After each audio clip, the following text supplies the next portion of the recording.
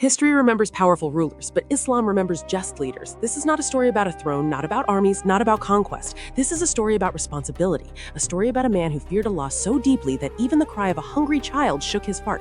It was a cold night in Medina. The wind moved softly through the narrow streets. The city was asleep.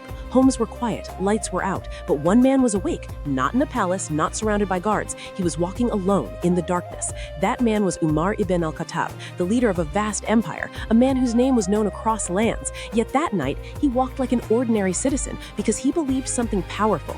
If even one person sleeps hungry, I will answer for it before Allah. As he walked through the outskirts of the city, a sound stopped him. A child crying. Not the cry of stubbornness, not the cry of anger. It was the cry of hunger, a deep, painful cry.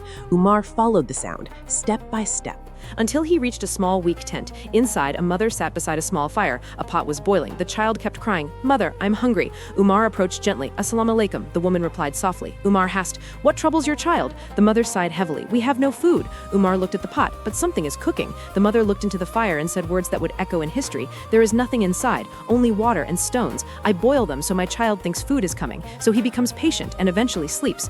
Then she said something even more powerful. "May Allah judge Umar for not caring about us." She did not know she was speaking to Umar himself.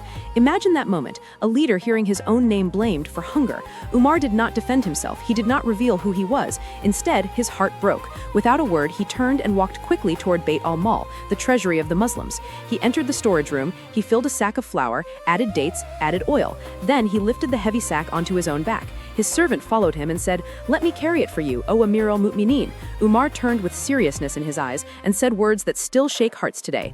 "Will you carry my sins for me on the day of judgment?" Silence filled the air. The servant stepped back. Umar carried the load himself, the ruler of lands stretching across continents, carrying flour in the dark for one hungry child. When he reached the tent, he did not simply hand over the food. He knelt down. He lit the fire properly. He poured the flour into the pot. He mixed it with his own hands. Smoke rose into the night sky. The servant said, "Oh, Umar, the smoke is touching your beard." Umar replied, "Let it touch my beard today, so it does not touch me in hell tomorrow."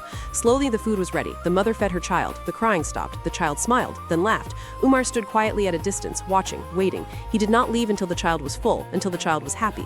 Only then he turned and disappeared into the darkness. No announcement, no praise, no one knew except Allah. This was Umar ibn Al-Khattab, a leader who feared accountability more than he loved power, a ruler who carried flour on his back because he knew one day he would stand alone before his Lord. True leadership is not authority, it is responsibility, and real justice begins when no one is watching.